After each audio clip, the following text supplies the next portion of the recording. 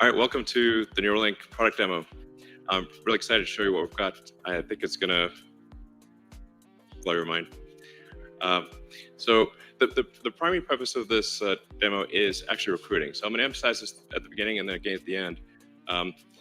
We're not trying to raise money or do anything else. The main purpose of this is to convince great people to come work at Neuralink and help us bring the product to fruition, make it affordable and reliable, and such that anyone who wants one can have one. And so I want to emphasize the purpose of Neuralink. Like, what's our goal? Our goal is to solve important spine and brain problems with a seamlessly implanted device. So you want to have a device that you can basically put in your head and feel and look totally normal, but it solves some important problem in your brain or spine. And the reality is that almost everyone over time will develop brain and spine problems. These range from minor to very severe, but if you live long enough, everyone's going to basically have some kind of neurological disorder. And these range from memory loss to brain damage. But the thing that's important to appreciate is that an implantable device can actually solve these problems. I think a lot of people don't quite realize that. But all of your senses, your sight, hearing, feeling, pain, these are all electrical signals sent by neurons to your brain. And if you can correct these signals, you can solve everything from memory loss, hearing loss, blindness, paralysis, depression, insomnia, extreme pain, seizures, anxiety, addiction, strokes, brain damage. These can all be solved with an implantable Neuralink. This is an extremely fundamental thing, and I think a lot of people don't quite understand that. The neurons are like wiring, and you kind of need an electronic thing to solve an electronic problem. So current medical research, we'll just go through what is the state of the art in medical research, and then what's the state of the art in what consumers or people in general can get. So the current medical research has shown that you can read neurons in a human's brain. So something called the Utah array, which has about 100 channels per array, but it's like kind of like it's a bed of rigid spikes that's literally inserted with an air hammer. So that's slightly discomforting, I think. And there's wires and a box on your head, and so it's some infection risk, and obviously it will look pretty weird if you walk around with boxes on your head. And in order to use it, you have to have an expert medical professional there, and it's only been done in a few dozen people. So, but it is served as an important proof of concept that this can be done. So we did want to point this out and show that this actually does work. It's just not something that the average person could use effectively. And in terms of what is currently available, there is something called deep brain stimulation, where they put electrodes, a small number of electrodes in your brain, and will actually zap your brain with an electric current. And it's valuable for its uses, but it can't read or write high bandwidth information. I would say this is sort of a bit like sort of kicking the TV, which does work, but not always, and it has limitations. Nonetheless, this has greatly helped over 150,000 people, and it's actually, just despite being somewhat of a brute force approach, it has been very effective for a lot of people, and this is what's currently available. So we want to radically improve this by multiple orders of magnitude, improve by a factor of 100, then 1,000, then 10,000. So going into the Neuralink architecture, what we've done over the past year is dramatically simplify the device. So we about a year ago, we had a device which had multiple parts, including a piece that had to sort of sit behind your ear, and it was complex, and you wouldn't still look totally normal. You'd have a thing behind your ear. So we've simplified this to simply something that is about the size of a large coin, and it goes in your skull, replaces a piece of skull, and the wires then connect within a few centimeters or about an inch away from the device. And this is sort of what it looks like. So, yeah. This is our little device. It does, that thing at the bottom is just to hold the threads in place because they're just like little fine wires. I mean, frankly, to sort of simplify this, what we're, I mean, it's more complicated than this, but it's, in a lot of ways, it's kind of like a Fitbit in your skull with tiny wires. So, and it's, yeah, so our current prototype version 0.9 has about 1,000 channels. So that's about 100 times better than the next best consumer device that's available. And it's a 23 millimeters by 8 millimeters. It actually fits quite nicely in your skull. Your skull is about 10 millimeters thick. So it fits, it goes flush with your skull. It's invisible. And all you can see afterwards is this tiny scar. And if it's under your hair, you can't see it at all. In fact, I could have a Neuralink right now and you wouldn't know. Maybe I do. So, and it's also got all the things that you would expect to see, the sensors you'd expect to see in a smartwatch or a phone, like inertial measurement, temperature, pressure. So there's actually a lot of functions that this device could do related to monitoring your health and warning you about a possible heart attack or stroke or other damage, as well as sort of convenience features like playing music. You do a lot. It's sort of like if your phone went at your brain or something. Yeah, maybe that's not a great analogy. Anyway, so it's also inductively charged. So it's charged in the same way that you charge a smartwatch or a phone. And so you can use it all day, charge it at night, and have full functionality. So you would really, it would be completely seamless, and yeah, no wires. In terms of getting a link, so that, you need to have the device, a great device, and you also need to have a great robot that puts in the electrodes and does the surgery. So you want the surgery to be as automated and as possible, and the only way you can achieve the level of precision that's needed is with an advanced robot. So we're really looking for great people who can help develop both the device and the robot. And we're confident about getting the link procedure, the installation of a link, done in under an hour. So you can basically go in the morning and leave the hospital in the afternoon. And it can be done without general anesthesia. So in terms of getting a link, like I said, it's essentially you open a piece of skull, you remove about a coin-sized piece of skull, and then the robot inserts the electrodes.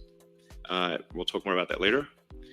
Then the device replaces the portion of skull that was removed, and we basically close that up with actually super glue, which is how a lot of wounds are closed, and then you can just walk around right afterwards. It's pretty cool. So this is our surgical robot.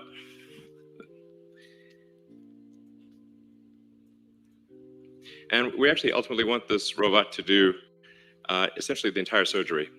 So in everything from incision, removing the skull, inserting the electrodes, placing the device, and then closing things up and having you ready to leave. So we want to have a fully automated system. And to clear, this robot does actually work. We've used it for all of the implantations. So this shows you at sort of close-up view, which I think is actually not too gruesome, of the electrodes being inserted in the brain. And if you look closely, you'll see that it's a little counterintuitive that if the electrodes are inserted very carefully, that there's no bleeding. And so if you have very tiny electrodes, and if they're inserted very carefully, so that the robot actually images the brain and makes sure to avoid any veins or arteries, so that the electrodes can be inserted with no noticeable damage. So you will have no noticeable neural damage in inserting the link. Yeah, like you sort of think like if you stab something with a wire, surely it will bleed, but actually at a really small scale, it does not. So does it actually work? And what I'm excited to show you, I call it like the Three Little Pigs demo. And if our, I don't have this, we're bringing out the pigs. And what we're going to show you is well, I'll walk right over and show you.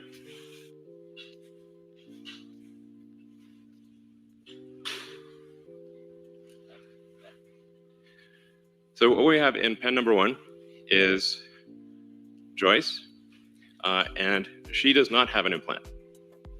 Obviously healthy and happy. We're trying to get Gertrude out, and this is how you know it's a live demo. She's like trying to eat something in the corner of her pen. Come on, Gertrude, go. Snacks are this way.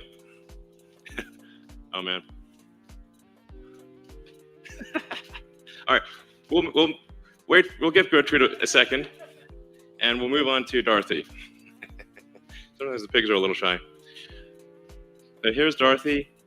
And in the case of Dorothy, Dorothy used to have an implant, and then we removed the implant. So this is a very important thing to demonstrate is reversibility. So if you have a Neuralink, and then you decide you don't want it, or you want to get an upgrade, and the Neuralink is removed, is it removed in such a way that you are still healthy and happy afterwards? And what Dorothy illustrates is that you can put in the Neuralink, remove it, and be healthy, happy, and indistinguishable from a normal pig. Well, thanks, Dorothy. Man, Gertrude, are you serious? Okay.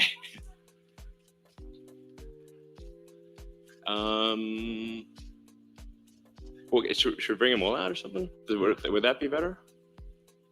How about everyone just comes into this pen? And we'll have a few, it'll be a little crowded, but whatever.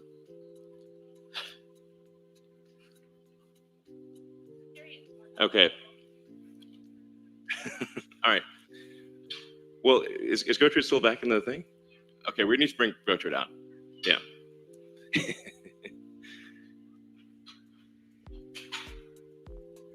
Oh, the beauty of live demos. This is real live demo. All right. Maybe we can zoom in to do Gertrude or something. She's clearly very interested in something at the back of a pen.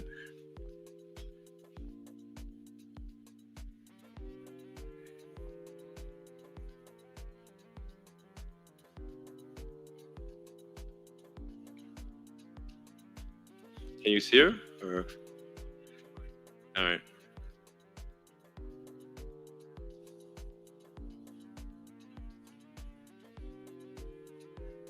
This might take a sec.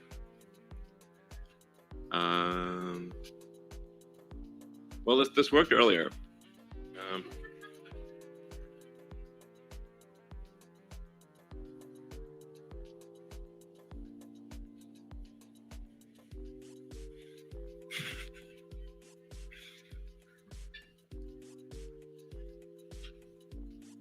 All right, well,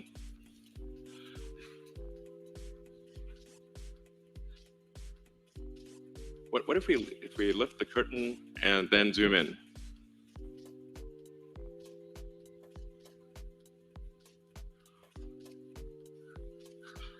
All right, here we go. Great.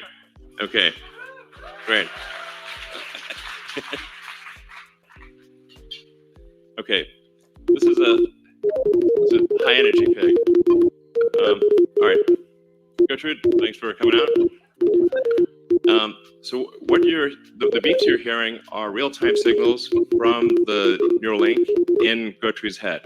So this Neuralink connects to neurons that are in her snout, So whenever she snuffles around and touches something with her snout, that sends out neural spikes, which are detected here. And so on the screen, you can see each of the spikes from the 1,024 electrodes, and then if she snuffles around, touches her snout in the ground, or you kind of feed her some food, pigs love food, then you can see the neurons will fire much more than when you're not touching the snout, and that's what's making the beeping sound. All right, cool. So as you can see, we have a healthy and happy pig, initially shy, but obviously high energy and you know, kind of loving life. And she's had the implant for 2 months. So this is a healthy and happy pig with an implant that is 2 months old and working well. Yeah.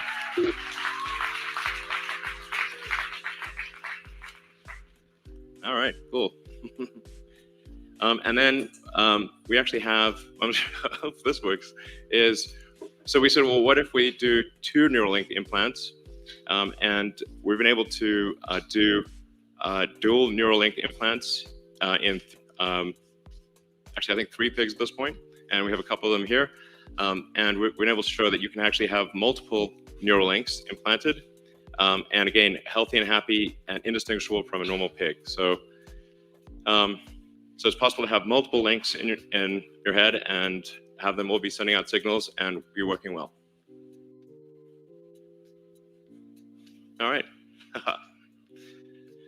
Phew.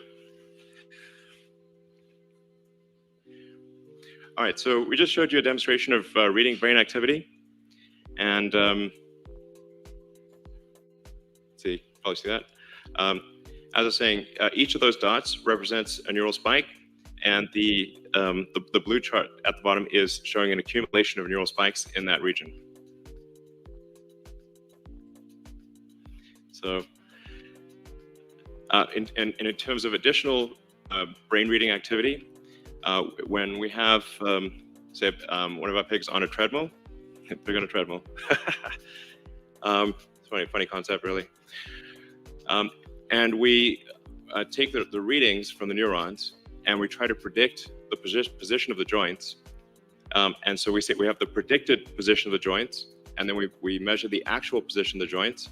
You can see that they're almost exactly aligned. So we're able, with a wireless neural implant, to actually predict the position of all of the limbs in the pig's body with very high accuracy.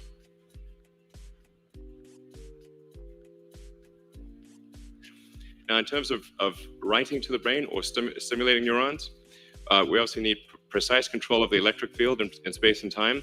We need a wide range of current for different brain regions. Some regions require delicate stimulation, some require a lot of current, and you want obviously no harm to the brain over time. And the way part of the way we analyze the stimulating neurons is with a 2-photon microscopy. I always have trouble pronouncing that, microscopy. And it's very impressive technology. You can actually literally see in real time how the neurons are firing.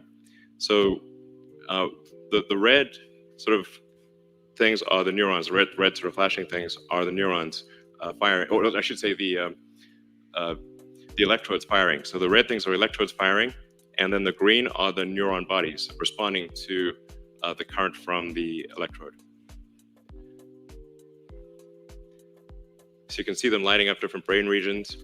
And then by carefully controlling the electric field, you can actually have one electrode influence possibly 1,000 or 10,000 neurons. So although you might only have 1,000 electrodes implanted, you could be influencing millions of neurons. And this is just a similar chart showing stimulation at different power levels. So, like I said, for the initial device, it's read-write in every channel with about 1,024 channels, all-day battery life, recharges overnight, has quite a long range. So you can have the range being to your phone, I should say. That's kind of an important thing. This would connect to your phone, and actually the application would be on your phone, and it would be communicating by essentially Bluetooth Low Energy to the device in your head. That's why I say it, in a lot of ways it is like a Fitbit in your skull with tiny wires. So, and then like I said, you would not be able to see the device at all. You would look completely normal and just have a small scar under your hair. And we're making good progress towards clinical studies. I'm excited to announce that we received a breakthrough device designation from the FDA in July, thanks to the hard work of the Neuralink team.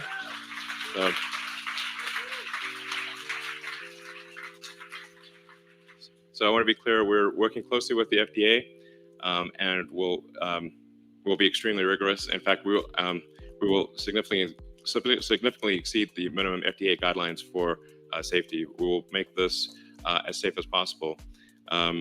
Just as with Tesla, while it is legally possible to ship a 1-star car, at Tesla, the only cars we make are 5 stars in every category.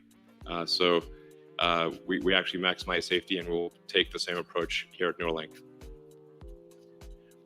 And then to emphasize again, what the goal of this presentation is recruiting. We want people who are great at solving problems to join the company and help us complete this device, take care of the animals, write the software, create the chips, and productionize everything.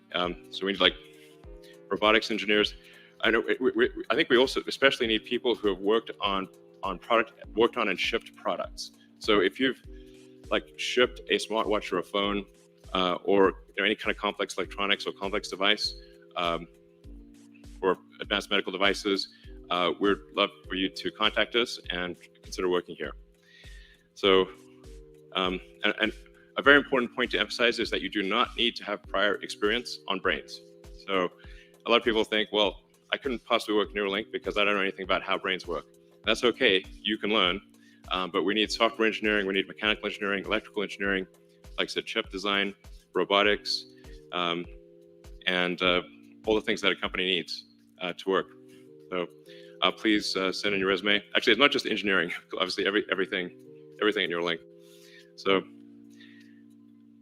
now let's actually move to questions. So we've piled questions that have been asked over the internet, and so we'll do live Q&A. So bring in a bunch of people from the Neuralink team.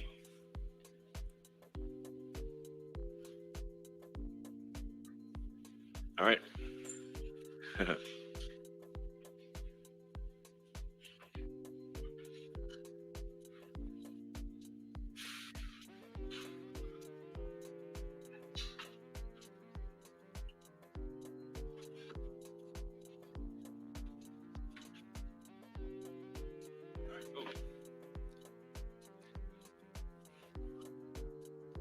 All right, so if you have any questions, please submit your questions to the Neuralink Twitter account, and we will try to answer as many questions as we can over the next hour. And feel free to ask hard questions, that's no problem, and we'll do our best to answer them. All right, let's move over to the team. Perfect. Yes, we will continue monitoring questions until the end of the event, so please keep sending them in over Twitter. Elon, do you want to come join us? All right, so the first question is, how is the spike detection implemented? Is it on the ASIC? Is it hardware and software updatable? Yes. Yeah, I can answer that. So I'm Paul. I work, I've had a few different hats. I've worked a little bit on digital chip design, and more recently working on some of the algorithms, trying to decode the signals from the brain. And the spike detection algorithm, there's historically been many ways of detecting spikes. Typically, people will record data offline and then look for characteristic shapes. But here, we're interested in detecting spikes online. And there's a number of simple algorithms that you can do, for example, like detecting just a threshold. And we've been interested in doing a little bit better than that. So we actually look for particular shapes, characteristic shapes that we think are spikes. And so we're doing this on the chip. It's for all 1,024 electrodes. There's bandpass filtering that's happening on the chip. So if you think of these as like little microphones sending audio information, we're basically filtering all of that in real time and then looking for these characteristic shapes. You can configure what sort of shapes you're looking for, and that information is what's being sent out. The raw information coming from electrodes is way too much to send out over Bluetooth. So when you're seeing those beautiful spike rasters on the screen, those are the detections that we have coming straight from the chips. Got it. And just for everyone who doesn't know, can you just explain at a basic level what a spike is? Sure. So traditionally, people think of spikes or action potentials as the electrical events that happen in neurons, and as the primary form of communication between neurons. And so this is a hysteresis event where you have currents that flow and generate this. You can think of it as being a digital signal, a 1 or a 0 that's being sent in time, where neurons will send that signal to often thousands of recipient neurons. Awesome. Thanks, Paul. So I got a question from Toby on Twitter. Yes, what can be further done to simplify the device installation progress? So we're working on making the device as small as possible, of course, with the robot taking more and more of the responsibility away from error-prone human surgeons. We're hoping to make the process faster and safer. Actually, it might be good for people to say, who they are and what they do. Oh, I'm Matthew McDougall. I'm the head neurosurgeon at Neuralink. Thanks, Matt. Is there anything specifically from the robot that can be done to make this faster and safer and scalable to billions of people? Yeah, I guess we've started with just implementing, robot manipulating the threads. But we definitely need to expand to essentially doing the entire surgery with the robot. So there's nothing like really, as far as I can tell, fundamentally like stopping us from doing that, sort of like at a fundamental science level. It hasn't been done in the past, I think, probably just because like volumes of surgeries hasn't been needed. But specifically for us to scale up to, many hundreds of thousands or millions of patients, we will need to automate like the entire surgery essentially. Awesome. Thank you, Ian. Garrett asks, what are some of the lower bandwidth activities to target first? Is it muscle movement? Is it auditory signals? What level of bandwidth is required for effective use? So there's a couple of... Just say who you are and what you do. Hi, my name is Joey O'Doherty. I'm a neuroscientist and neuroengineer working on decoding from the brain. So there's some low-hanging fruit that I think can really be impactful to help many people's lives, and that's restoring movement and communication in, for example, a spinal cord injured patient. And there's a lot of antecedents in the academic world where there have been very nice demonstrations of doing this.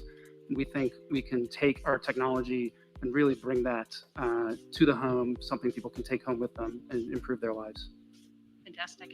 Gil, there's a fun one next. All you. Yeah, so we're fielding questions from Twitter, so there's going to be some funny comments.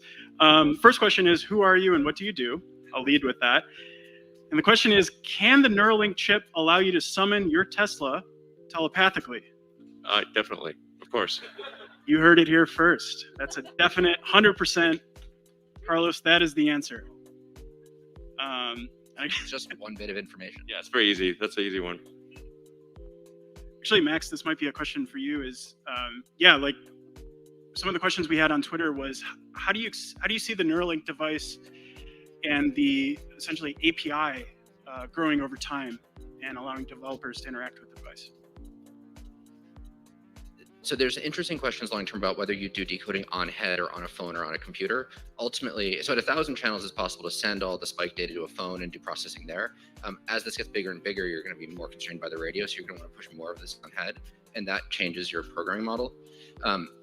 But really, the APIs you're getting either bin spikes, you're getting raw waveforms, and that's like, you can consume it basically like an audio feed. Yeah, it's worth noting, like the lossless compression of the data stream is about 100 kilobits with 1,024 channels. Excellent. So this one came up a lot, and this particular question is from Yosef, but will this technology ever be used for gaming? Yeah, probably. 100%. 100%, yeah. I think that a good benchmark of does it work well in humans is, can a quadriplegic, does it work well enough for them to play StarCraft? I think it's a good functional target. Yeah. Yeah. Awesome. We'll pull out back from the Twitter questions that are kind of funny. This is a question for the efficacy of the device. Right now, is the device limited to surface layers of the brain only, or can we go deeper? And if not now, what's holding us back from going deeper into the brain? We are planning on modifying the device and the robot to be able to sew into arbitrary depths of the brain. Right now, we're limiting ourselves only to the cortical surface because that simplifies many of the problems involved with going a lot deeper. And what kinds of things can you solve on the cortical surface versus when you go deeper? Sure. So a lot of the low-level processing happens in the cortex in terms of motor intentions, sensory information that comes directly in. So your hearing, your auditory percepts, your visual processing, a lot of that happens in the cortex. I mean, you could solve blindness. You could solve paralysis. You can solve hearing. You can solve a lot with just by interfacing with the cortex. And to be clear, we actually do insert, I guess, about 3 or 4 millimeters into the cortex. So these electrodes are sensing from multiple layers within the cortex. There are deeper brain systems that are underneath your cortex, like the hypothalamus, and I think that is something we'd want to interface with for sure. That's going to be important for curing things like depression, addiction, that kind of thing, anxiety.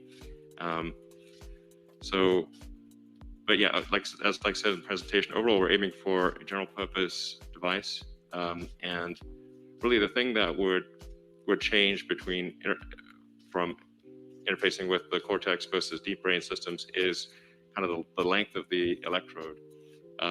So we just need kind of longer wires and to adjust the robot in order to access deeper regions of the brain. Awesome. Ian, did you have anything to add? The robot is designed, like the full length is like 7 centimeters or 8 centimeters. Yeah, so right now we're designed for like 6 millimeters. The actuator itself isn't actually limited to 6 millimeters. We can go much deeper. That's sort of in addition to scaling out sort of to the rest of the surgery, also scaling to deeper, which is mostly a sensing problem. So the ability to avoid deep vasculature is sort of an interesting problem that we're working on in the robotics world here. So yeah, lots of cool problems in the robot. And you're leading robot engineering. Yeah, sorry, I'm Ian. I lead the robotics program here. Robot is a man's best friend. All right, next question is, what is the most challenging problem that must be solved in order to meet Neuralink's ultimate goal? Well, I think one of the hardest problems is kind of, I'd say, material science and especially the installation of the electrodes. What would you say? Yeah, absolutely. Also, you want to introduce yourself? So I'm Felix Deku. I currently lead the microfabrication team. My team makes up of a group of process engineers and material scientists, and our job is to make the tiny wires, as Elon referred to them, what we call the threads that are implanted in the brain. And of course, the threads are made of conductors and insulators, and choosing the right material that is amenable to the brain and compatible to the brain is something that our team have expertise on, and we work seriously on interface engineering just to make sure that our layers are actually well thought through, well designed, and at the end of the day, when we implant this device, they'll be actually functional for either reading or for writing in the brain.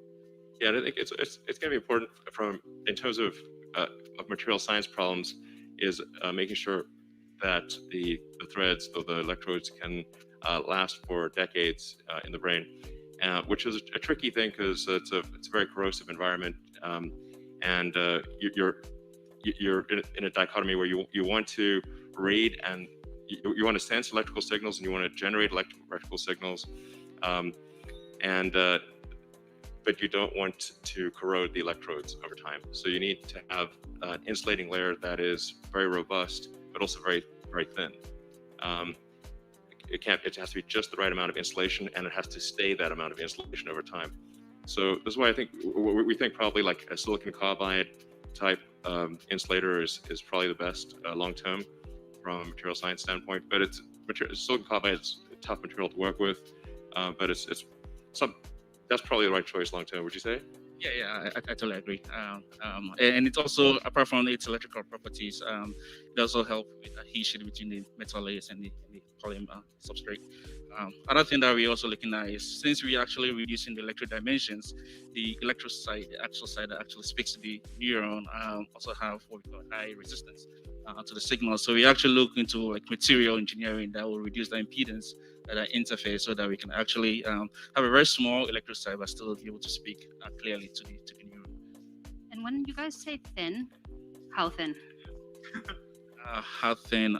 So one strand of your hair is about 100 microns in diameter.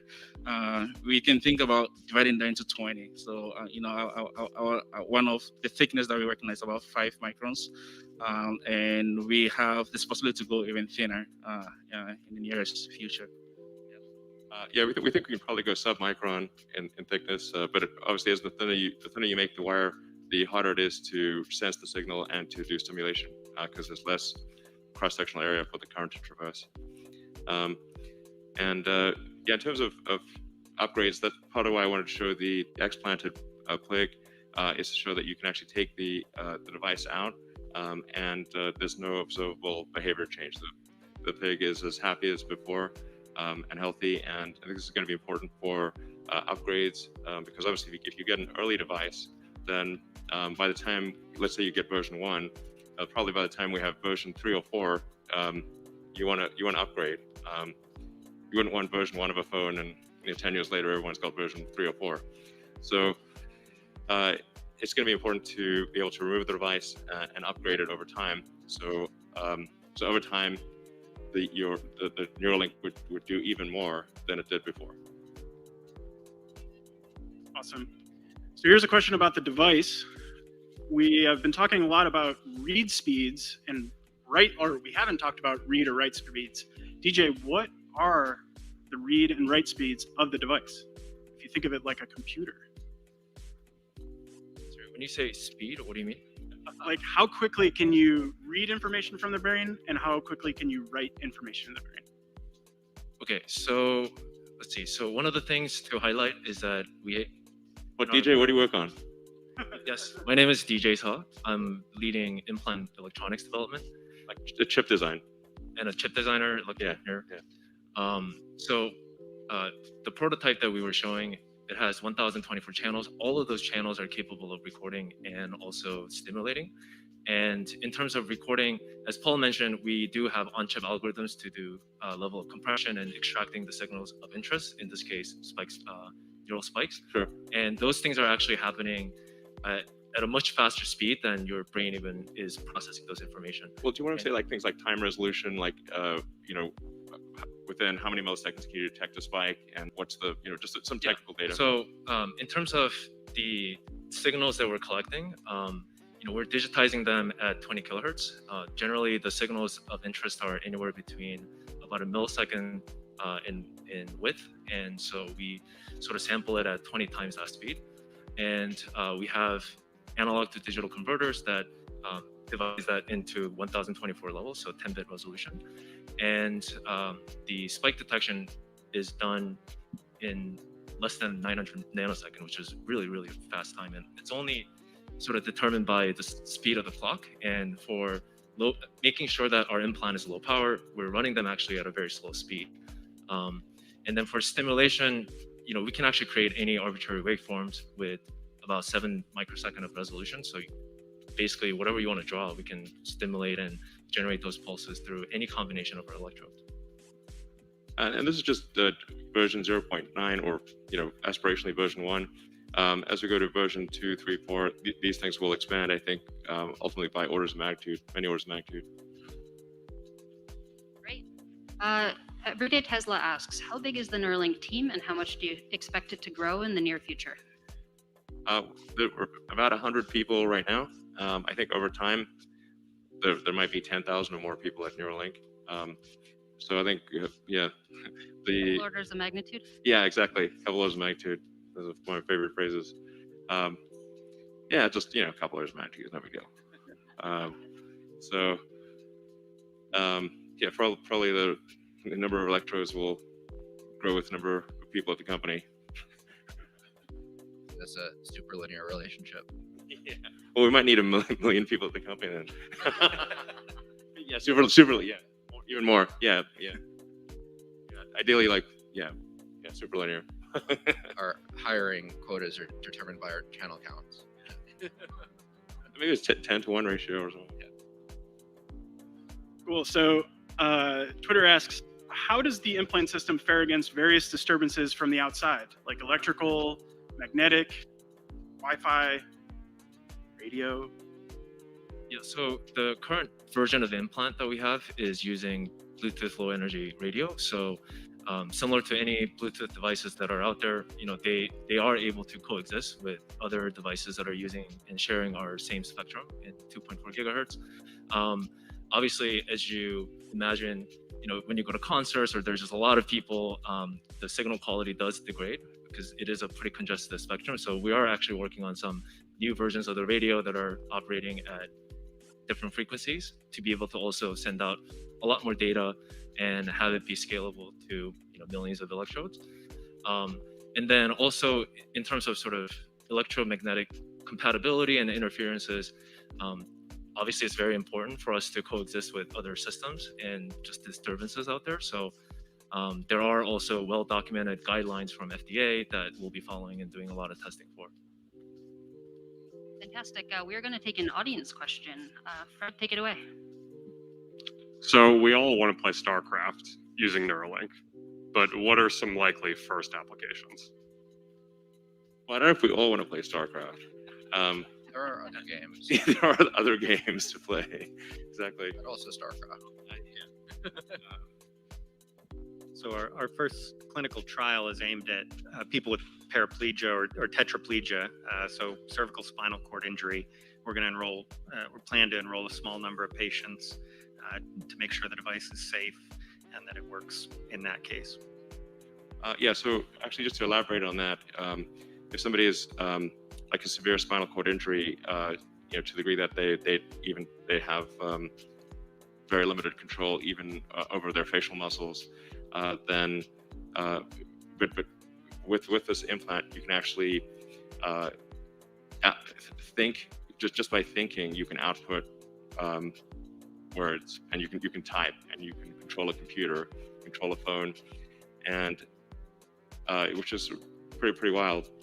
And I think something that's very exciting as a long-term application is if you can sense what somebody's trying to do with their limbs, what they want to do with their limbs, then you can actually do a second implant that's at the base of the spine, or wherever, just after wherever the spinal injury occurred, and you can create a neural shunt. So I think long-term, I'm confident that long-term it will be possible to restore somebody's full body motion. So if somebody even has a severed spine, they will be able to walk again. They will be able to use their hands. And like when you have a severed spinal cord, you essentially have broken wires. And so if you can just jump over those wires and transmit the signals over those wires, you can give somebody the ability to walk again naturally. So DJ, you talked about outside interference. Can anyone talk about the inside interference? So how to protect the implant from the body? Sure, I can talk about that. My name is Robin. I'm a mechanical engineer and I lead the implant mechanical packaging and assembly team. So actually making the devices and designing the seal. So yeah, the body's not a friendly place to be. So what we do is basically create an accelerated test chamber that can mimic the conditions that the devices will see in the body, and basically test the devices at as fast as accelerated rate as we can. At this time, we're limited temperature-wise by some of the electronics components, but basically we can test subsystems to mimic the environment in the body. And by that, we've brought some devices in the tester right now to almost a year, and all the implanted ones prior to these implants, we had tested the same architecture in the tester to validate it. And yeah, so there's obviously chemical things attacking the implant. There's pressure. There's mechanical shock and vibration. So all of these things are part of it. And yeah, I think one of the things that really helps is having everything in-sourced in-house. So we have the capability to deposit thin layers of metal. We have the capability to weld glass and machine micron scale with lasers. And yeah, so basically we have all the tools in-house to be able to design any sort of sealing, enclosure, packaging that we need to do. Awesome. Thank you, Robin. Another question from Twitter. Will you be able to save and replay memories in the future? Yes, I think in the future you will be able to save and replay memories.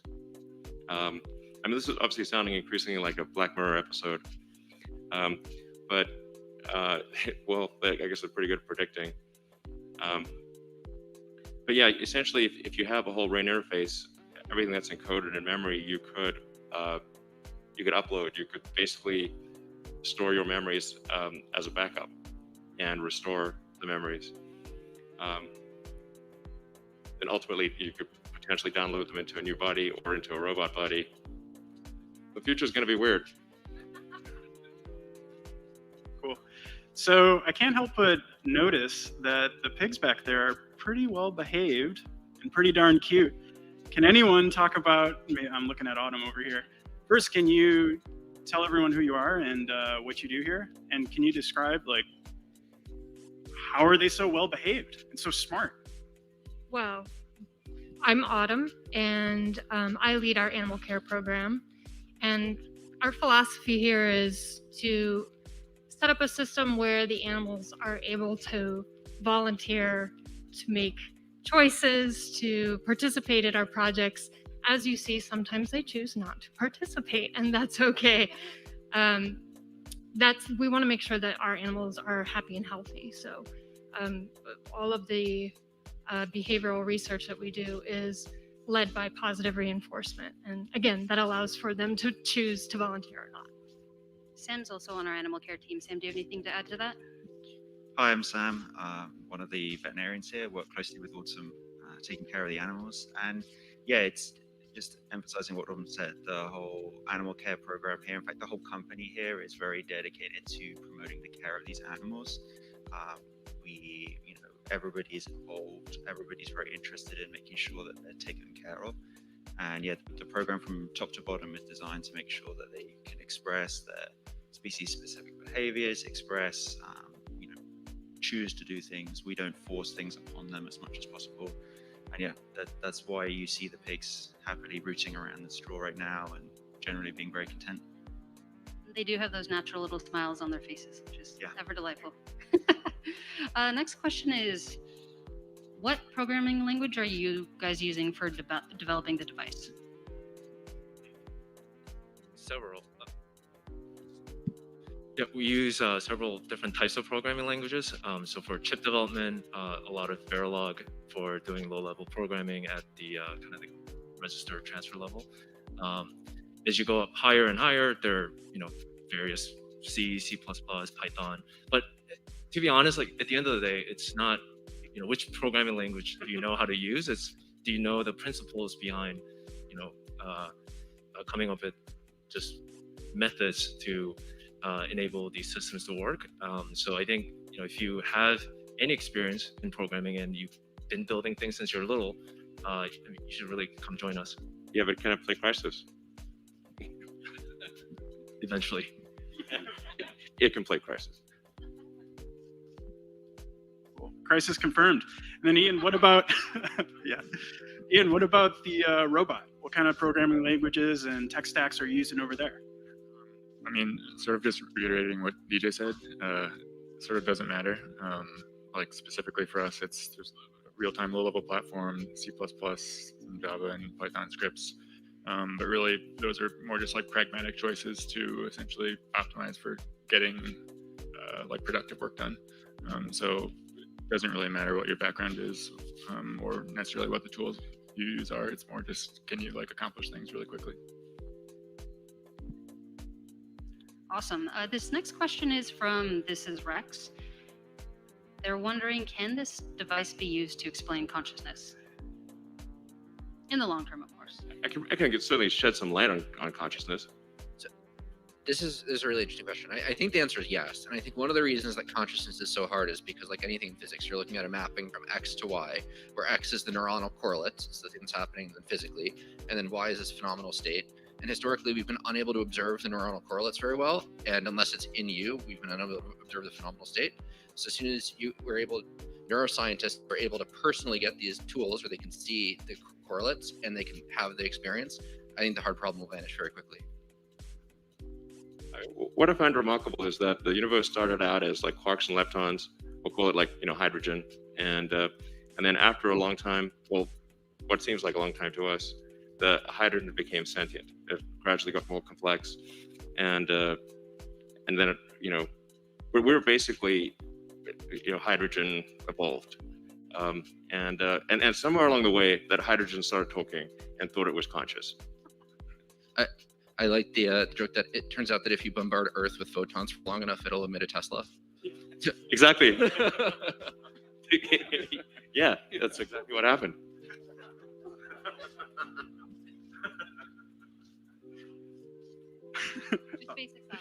Yeah, it's just they teach you in school. Yeah, so there's a lot of Twitter comments coming in about a question that I think is on everyone's mind, no pun intended. What is the security of the device look like? What kind of precautions are being taken, and what does the future look like for the security of the system? So first and foremost, privacy and security are top priorities at Neuralink, especially given the sensitivity of the data that we're collecting. And one of the things that we're ensuring is to make sure that a lot of the interactions with the brain data is going to be encrypted and authenticated properly. And I think this has been kind of a sort of recurring theme, but one of the things that we have the ability to do at Neuralink is that we work on every layer of the product, from chip design to source code. And it really gives us a unique opportunity to embed security as part of our design from the get-go, and to make sure that there are no single points of failure. So as an example, we can actually completely isolate sensitive modules like the BLE radio by just segregating it out at the hardware level, and really making sure that we protect the I/O to the brain away from any potential attacks, and really minimizing the attack surface. And we have in-house security expertise, and we're also working with external parties to do audits and perform penetration testing. Excellent. Thank you, DJ. Well, actually, is there a point that anybody here wants to make that has not been asked in a question, but you think should be a question? Anyone? Yeah. So hey, I'm Zach. I work on the microfabrication team. I help making implants. And one thing that I think is really cool, just in general, is that this is a platform essentially, so we can change the design up in a variety of ways. So if we find that a certain design or electrode size or number of electrodes works better in different areas of the brain, we have the capability to do that. I personally think that's very cool. Fantastic. Anyone else? Dan, do you have something to add? Yeah, I think one of the things that's allowed us to make such fast progress in the last few months is the use of pigs as a model. And we started out choosing pigs because of very similar anatomy of their skull to humans, same thickness and similar kind of membrane, dural membrane. But then as time went on, we realized that pigs are actually have amazing other properties. You can train them to walk on treadmills. You can train them to do all kinds of tricks, and also that they have this large representation of the snout in the cortex, which you can very easily stimulate. So the question would be, why are we using pigs? And I think we've even surprised ourselves at how useful they are as a model in this respect. And another important point is that it's very easy to keep pigs happy. They have very low needs, and so we can build an environment in which they have amazingly good welfare. Yeah, Seem very happy about food. Yeah, it's easy to make pigs happy. Basically, they love food. Pigs really love food. This is a true thing about pigs.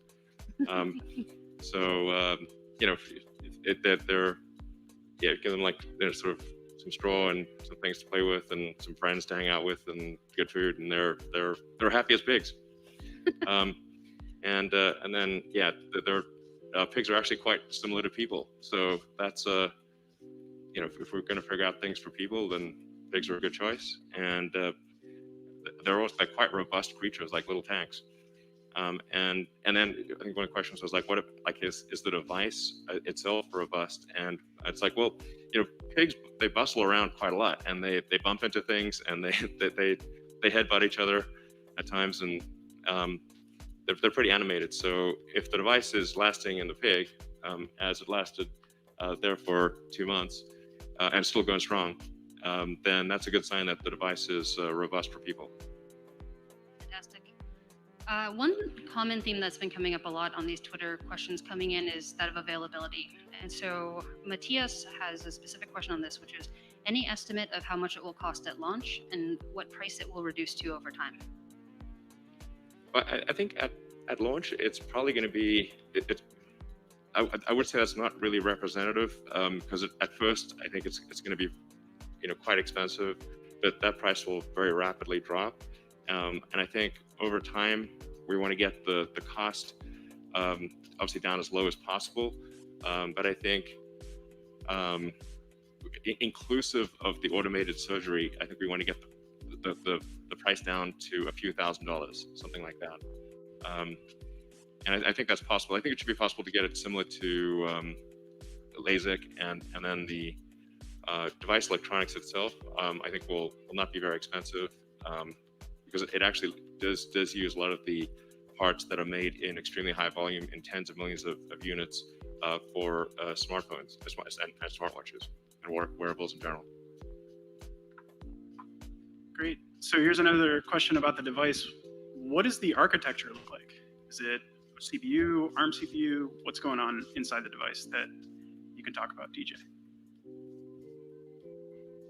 I can talk a little bit about the digital architecture. It's fully custom. One of the most difficult challenges, I think, of building an implant is the energy density. So the more electrodes you record from, the more energy you're going to be consuming. And so there was nothing commercial out there. So there's an analog front end that's able to amplify these really small signals, like microvolt range, so that we can actually digitize them, and then take those signals and then find exactly what we're looking for. And there was nothing out there that could basically do those two things. And so that's why we had to build a full custom ASIC. And so there's really, there's nothing out, you know, like it out there. It's designed specifically to record signals from the brain, and anything else would just be wasting energy. Yeah, so the thing that I would add to that is, so there are obviously elements that we customize from ground up, like our neural amplifiers and some of the algorithms that we develop, but a lot of the other systems around it are really borrowing from parts that are already been productionized and available from the wearables industry. So BLE radio, a lot of the low power microprocessors that are part of it, a lot of small sensors. So there are obviously the neural sensors that we're developing that gives us kind of a unique data set for our applications, but really a lot of that is getting packaged up and, you know, just not really resisting the industry that's been sort of been laid out to really create these devices with very short amount of time. So here's another question about the integrity of the device, more from a mechanical perspective. So you're replacing a piece of bone and replacing it with an implant, and then the person is going to take that home. How does the integrity of the device fare compared to, I don't know, bone or something similar? Sure. Well, I think Matt's probably replaced a lot of pieces of skull with plastic and other materials. So I don't know if you can talk about some of those. But yeah, basically, I mean, we know that what the mechanical properties of bone are, and we know what the stresses on the device are going to be. So it's fairly easy to just go from first principles and design for any condition that it might see. Yeah, I mean, as you can see from the pigs, as I was saying earlier, the implants are obviously very robust because pigs move around vigorously. They roll around. They bang into the wall. They bang into each other.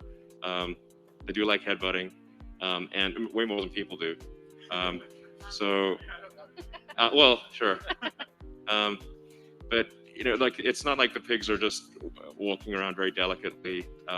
They're high energy creatures, and I think it's clear that the implants are has been going for a few months, still going strong, despite a lot of vigorous activity from the pig. And it's difficult. You can't just explain to the pig, hey, you've got an implant in your head. Why don't you take care of it? So it's got to be robust against a lot of head impacts, essentially. So I think maybe one of the things that isn't super obvious is that the implant itself is attached to the skull, but the electrodes have long threads, so you can have quite a lot of movement, relative movement between the brain and the skull, without putting attention on the electrodes that are inserted in the cortex. So, well, let's see. With that, maybe a couple more questions, or if anybody wants to make some comments, and then we'll call it a day. So I just want to add to what you just said. So the thread is actually also in the brain, also because of their thinness, they're actually very flexible. And so as the pig is moving around and banging your head, the threads actually move with the brain, even the normal pulsation of the brain, and that help minimize stress within the brain tissue also, and that has a long-term impact on the functionality of the device. Zach, how long are the threads? Well, right now they're about 43 millimeters, but like I said, it's tunable. So if we want to hit deep brain regions or some other brain area, like we totally can do that. Just to follow up on what Felix said about the threads moving around with the brain, I mean, that's great for protecting the threads, but it equally serves to protect the tissue around it. We have a lot of different ways to image the tissue around the threads and iterate very quickly on doing things to them that will improve the overall biocompatibility. As a closing question, I thought we might go down the line, starting with Dan. And what I'm wondering is, what is the number one thing on your wish list that you're really hoping that the Neuralink device will do over time that you're working towards? So my background is in visual neuroscience, and one of the things I think has great potential for the Neuralink is to provide a visual prosthesis for people who have retinal injury or blindness through eye injury. You can essentially plug a camera directly into the visual cortex and stimulate with an enormous array of thousands or maybe tens of thousands of electrodes to recreate a visual image. And in time, perhaps you can use that same technology in people who haven't lost vision to produce some kind of heads-up display, something like Terminator or something. Wonderful. In fact, it's worth saying that like over time we could actually give somebody supervision, like you could have like ultraviolet or infrared, or see in radar. Like you basically name your frequency. You can just dynamically adjust the sensor or have sensors that feed into the visual cortex across a wide range of frequencies and actually have superhuman vision.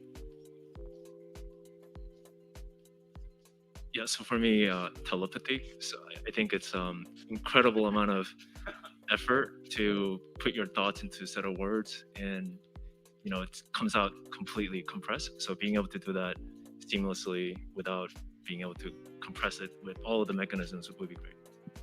Yeah, it's like just to add further to that. In fact, when I did the Wait But Why article, I think Tim thought I said consensual telepathy, but I said conceptual telepathy.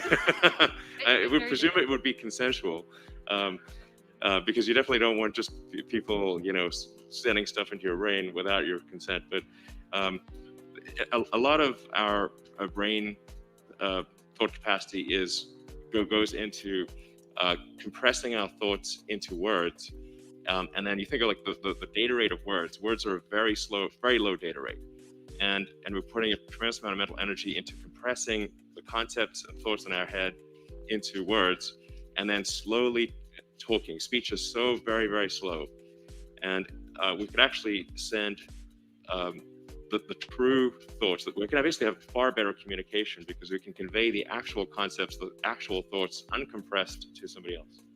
So non-linguistic, consensual, and conceptual Yes, telepathy. exactly. Non-linguistic, consensual, conceptual telepathy. There we go. Yeah, I've actually been excited from the beginning, sort of about the side benefit of these devices. I sort of see them as essentially like an oscilloscope to a printed circuit board is our device to the brain, where just by virtue of having this in there and being able to see what's actually going on, you'll end up learning a ton about how the brain works. And so sort of augmenting people, but also just using that to learn a lot more about like neurological diseases is really exciting to me.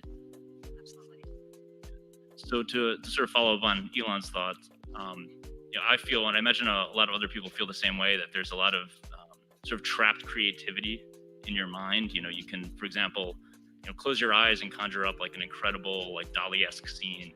But if I wanted to actually show someone that, it would take years of honing a craft to be able to paint that. And so, potentially with enough electrodes in the right places, you could begin to sort of tap into those raw concepts or thought vectors and be able to decode that and show people it could be for art, you imagine music, or even for like engineering, like a three-dimensional model. And like, So mental artistry is a new field.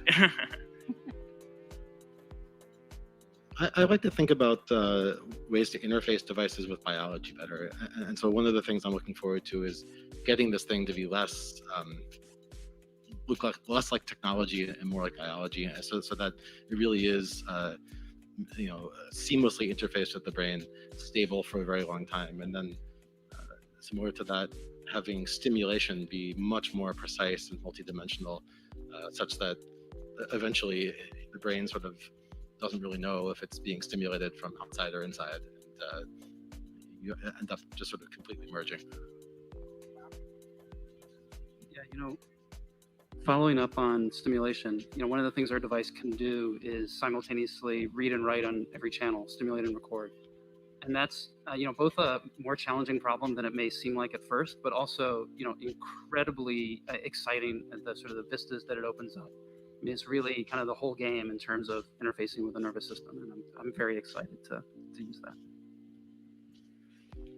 Yeah, I'm excited just because of the scalability of the device. We're doing everything in-house, and all of it can scale to more channels, more brain regions, etc. I think, I'm really interested about solving things related to anxiety or depression, or even like removing fear. Like I'm an athlete, and to like rock climb without fear would be pretty. Maybe need a little bit of fear. Yeah, just a little. And also, it'd be great if we could make the pigs fly, but I think we have an incredible opportunity to limit human suffering to a tiny fraction of what it is today, in all kinds of different avenues. Pain being the essence of suffering, we might be able to control that finally, and so many other diseases, so much other suffering in the world. I think the Neuralink device could help a lot with. I think all these things are great functions for a Neuralink. I think on a species level basis, I think it's going to be important for us to figure out how we coexist with advanced artificial intelligence, and I think achieving some kind of AI symbiosis where you have an AI extension of yourself, like a tertiary layer above the limbic system and cortex, and having that symbiosis be good, such that the future of the world is controlled by the combined will of the people of Earth. I think that's obviously going to be the future that we want, presumably, if it's the sum of our collective will, and so I think it's going to be important from an existential threat standpoint to achieve a good AI symbiosis, and that's what I think might be the most important thing that a device like this achieves. I have, in many ways, a very basic science interest, which is I'm really interested in the nature of consciousness. And there's a lot of very silly philosophy that's been written about it over the last 1,000 years. But I think that we've been very limited by the tools and our ability to interrogate and measure the brain. And as these tools get better, we'll pull it into the realm of physics. And it's really one of the last big, great mysteries in science. So for me, can you imagine a disease-free future? Future where you know what's going to happen to you before it happens, so you can prevent it. With these devices, we'll be able to not just pick up electrical signals, but we can also pick up chemical clues in the brain. And if you're successful, whichever we are, we'll be able to kind of prevent ahead of time, diseases. And really, the functionality of this device is widespread. So I'm looking forward to the future. I'm really excited about the opportunity to help people overcome challenges that they face through life circumstances, bad luck, through no fault of their own, spinal cord injury, brain disease, some devastating things that completely change your life. Hopefully we can help them get some function back. I know and love many humans with autism spectrum disorder, so I'm really interested to see how the Neuralink might be able to support them if they choose to do that. Yeah, so I mean, everyone else along the line has had amazing ideas and suggestions, and for me, it's about memories. And everyone loses those memories over time. I already can't remember what happened to me when I was younger, and it'll only get worse. And so, having a repository of memories that you can access whenever you want. If you're feeling down, you can go access some good memories. If you miss something or miss somebody, you can go and access those memories. And I think that would just be such a life-changing experience to be able to just tap into that. Those are such a beautiful and diverse array of answers there. Yeah. All right. Well, thanks for tuning in. And as I said, please consider working at Neuralink and helping us solve these problems. There's a tremendous amount of work to be done to go from here to a device that is available, widely available, and affordable and reliable. So please consider joining us and supporting us in our mission. Thank you very much.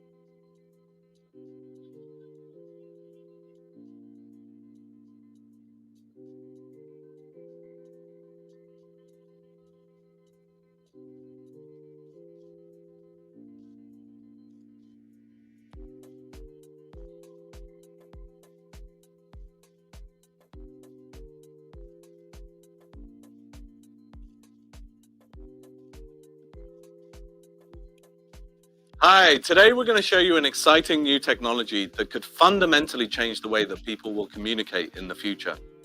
Imagine being able to virtually teleport from one space to another in real time. Hey, Sergio. Yes, how does it feel like to be holoported? it feels great to be holoported.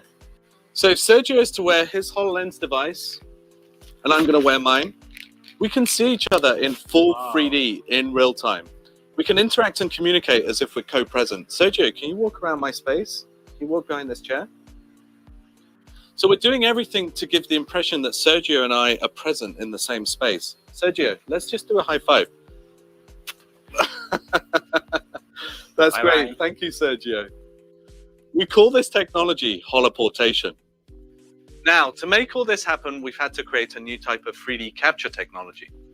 I'm surrounded by these 3D cameras that we've developed in our team. Each of them is capturing me from a separate viewpoint, and we're fusing this data together to create a temporally consistent model, as you can see reconstructed live behind me. Now, the camera that's filming me has a HoloLens tracking system attached, and this allows us to take these 3D models and composite them in real time into the real world, as you can see here.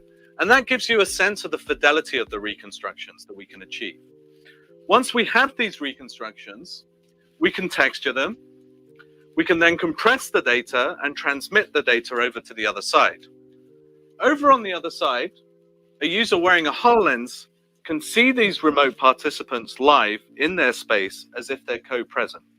And that's what we're showing you picture in picture.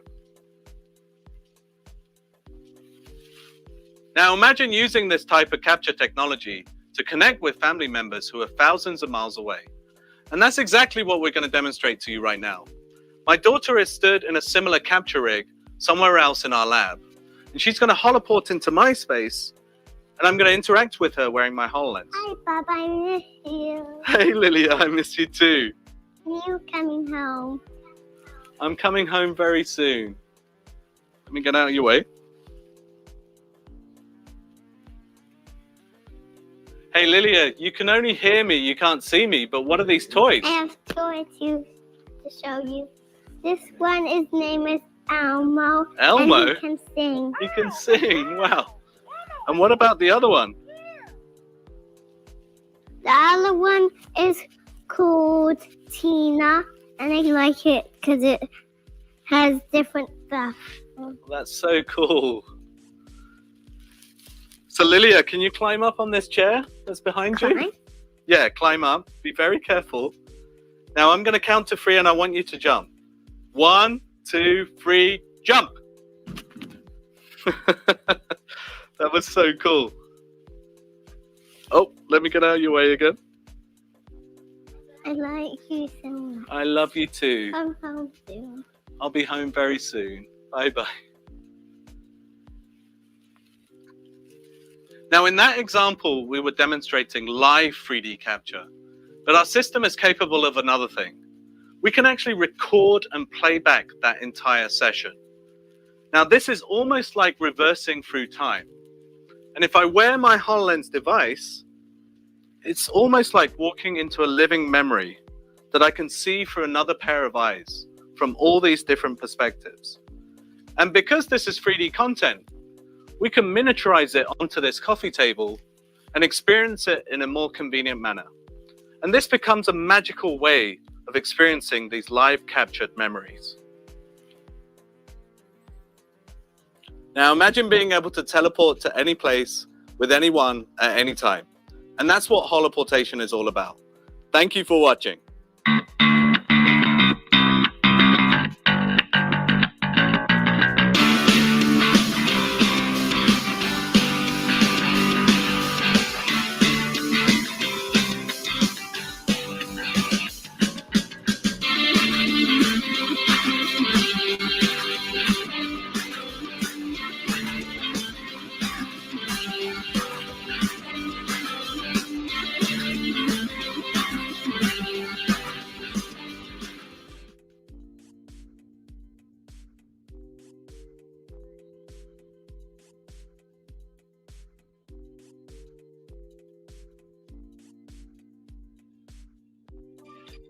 Is NASA entering the next generation of Star Trek, that is? Recently, the Space Administration beamed a real-life doctor up to the International Space Station. Well, at least a hologram of one. This is NASA flight surgeon Joseph Schmidt. He, or rather his 3D holographic image, was transmitted up to the ISS using Microsoft's HaloPortation tech. And for those aboard the space station wearing augmented reality glasses, it was almost like the physician was actually there. The tech isn't the newest thing around, but this would be a first for this method of communication with the ISS, going beyond interacting with others around the globe, now interacting with those off-world. Here's what Schmidt had to say about the trip into space, quote, "This is a completely new manner of human communication across vast distances. It is a brand new way of human exploration, where our human entity is able to travel off the planet. Now they're looking to expand the project, eventually hoping to use this for deeper space flights and letting users jump into one another's realities."